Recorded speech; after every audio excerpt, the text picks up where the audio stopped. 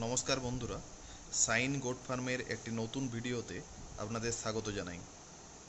আগে অনেকজন বন্ধু আমাকে বলেছিলেন যে কিভাবে বীজ থেকে আমি নেপিয়ার ঘাস তৈরি করছি তার একটি ভিডিও দিতে, কিন্তু সেই মুহূর্তে সম্পূর্ণ ভিডিও না থাকায় দিতে পারিনি। কিন্তু এইবার আমি একদম বীজ ডেলিভারি পাওয়ার পর থেকে শুরু করে সমস্ত ভিডিওটি আপনাদের কাছে তুলে ধরব। আজ প্রথম এই বীজটি আমি হাতে পেলাম। এটাই আমি অ্যামাজন থেকে অর্ডার করেছিলাম। সুপার নেপিয়ারের বীজ 500 গ্রাম। একটি জমিতে আমি এটি চাষ করব, যেটি প্রায় 1.5 বিঘার মতো। তাতে 500 গ্রামের মতো বীজ লাগবে। এর সমগ্র ডিটেলস আপনাদেরকে দেওয়া হবে।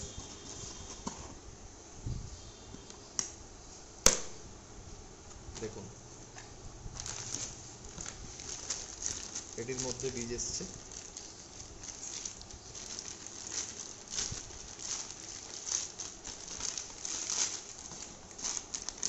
Super Napier multi cut glass for cattle, এটি লেখা থাকে। শ্রী সাই ফরেস্ট্রি এই কোম্পানির এটা বীজ।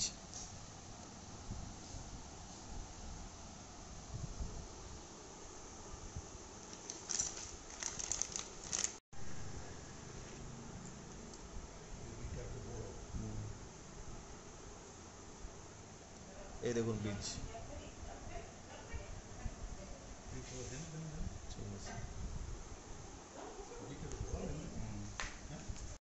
বন্ধুরা দেখুন, এইটি আর একটি নেপিয়ারের বীজ। এটি আমি নিয়েছি অ্যামাজন থেকে। এটা এসছে তামিলনাড়ুর কোনো একটি সিড ফ্যাক্টরি থেকে এসছে। এটিকে এলিফ্যান্ট নেপিয়ার হিসাবে বিক্রি করছে। জায়ান্ট কিং নেপিয়ার বা এলিফ্যান্ট নেপিয়ার নামে আরকে সিডস থেকে বিক্রি করছে।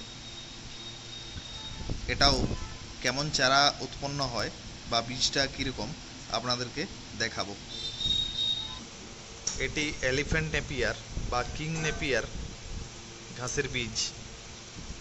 এটি আমরা আগে যে নেপিয়ার ঘাস চাষ করেছি তার বীজের থেকে বীজের সাইজ অনেক বড়। এরপর দেখা যাক এর থেকে কেমন ঘাস তৈরি হয় এবং আদৌ সেটি মাল্টিকাট হয় কিনা। এই চ্যানেলটি সাবস্ক্রাইব করে রাখবেন, তাহলে এইরকম নিত্য নতুন অনেক ভিডিও আপনারা পাবেন। কারণ আমরা বাজারে যা সব প্রচলিত নিয়ম আছে সেগুলো ছাড়াও অপ্রচলিত নিয়ম, যেমন কাটিং থেকে বেশিরভাগ খামারি চারা উৎপাদন করেন, কিন্তু আমরা বীজ থেকেই প্রথম নেপিয়ার চারা উৎপাদন করে আপনাদের দেখিয়েছি। এবং আরও অনেক বীজ যেগুলো বাজারে আছে সেগুলো থেকে ছাগলের জন্য কীরকমের চারা উৎপাদন করে বন্ধুরা, তাদেরকে খাবার এই দেওয়া যায় ভিডিওটিতে সেগুলো আমরা শুধুমাত্র দেখব ধীরে ধীরে। বীজ থেকে ঘাস উৎপাদন নয়, কাটিং থেকেও ঘাস উৎপাদন করা দেখাবো। আমরা আজ চলে যাচ্ছি ঝিলিমিলি, যেটা বাঁকুড়া শহরের থেকে প্রায় 70 কিলোমিটার দূরে। বাঁকুড়া জেলার একটি ব্লক। সেখানে একটি ফার্মে আমি যোগাযোগ করে সেখান থেকে COCN4 এবং সুপার নেপিয়ার এই দুরকম ঘাসের কাটিং এবং শিকড় সমেত চারা আমি অর্ডার করেছিলাম। ওই ভাইদের সঙ্গে দেখা করে আজ সেগুলি আনতে যাচ্ছি। এই দেখুন, একটি বিশেষ রকমের নেপিয়ার ঘাস।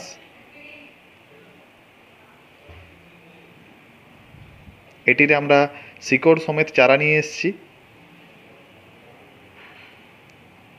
আর COCN4 আর কিছু সুপার নেপিয়ার গাছের কাটিংও নিয়ে এসেছি। টোটাল আমি 1.5 বিঘা জমিতে কিছু বীজ এবং কিছু কাটিং এবং এই চারা বসাবো। ভিডিওটিতে আগে দেখুন 7 দিন পর কীরকমভাবে এই কাটিংগুলি থেকে চারা বেরিয়ে এসছে। আচ্ছা,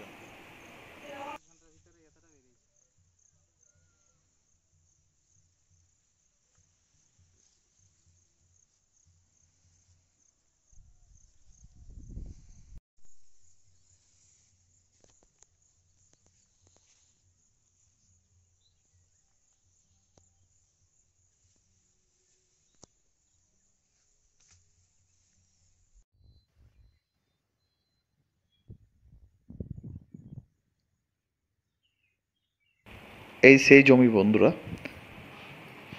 বৃষ্টির জন্য প্রায় সব কাটিং এবং বীজ একসঙ্গেই জার্মিনেটেড হয়ে গেছে এবং প্রায় 100% আমি এখান থেকে চারা পেয়েছি।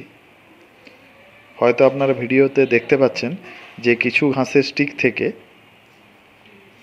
বড় বড় চারা তৈরি হয়ে গেছে। এটা 1.5 বিঘার মতো এটি জমি। এটাতে পুরোটাতেই আমি বিভিন্ন রকমের ঘাস লাগিয়ে দিয়েছি। যেহেতু আমার ছাগল সংখ্যা আস্তে আস্তে বাড়ছে, এখন বর্তমানে ফার্মে 35টির উপরে ছাগল হয়েছে। আমার 100 পর্যন্ত টার্গেট আছে, তার জন্য আগে ছাগল বাড়ানোর আগেই আমি ঘাস বাড়িয়ে রাখছি। এই হলো আমার জমিতে দশরথ ঘাস, যেটা এখন প্রায় 2 ফুটের উপর হাইট হয়ে গেছে এবং এত বেশি চারা হয়েছে বা এত বেশি ফলন হয়েছে যে 2 ফুট বাই 2 ফুট লাইন করা ছিল, কিন্তু প্রত্যেকটা লাইন আরেকটা লাইনের সঙ্গে লেগে গেছে। এটি বাচ্চা ছাগলের জন্য আমি তৈরি করেছি। এই জমিটিতে সম্পূর্ণটাই নেপিয়ার ঘাসের কাটিং আছে এবং কিছু চারাও বসানো আছে, সেটা কাটিং চলছে। এই জমি ধনচে এবং গামা ঘাস কাটিং করা চলছে। এগুলো থেকে দূরে আমার ফার্মের ঘরটি দেখা যাচ্ছে। সবাই নিজের ফার্মে এরকমভাবে ঘাসের উৎপাদন বাড়ান। ছাগল উৎপাদন করার আগে ঘাস উৎপাদন করুন, তবে যে আপনি ম্যানেজ করতে পারবেন। ধনচে গাছের হাইট প্রায় 9 ফুট। সমগ্র ভিডিওটি দেখার জন্য ধন্যবাদ। সবাই ভালো থাকবেন, খামারের যত্ন নেবেন।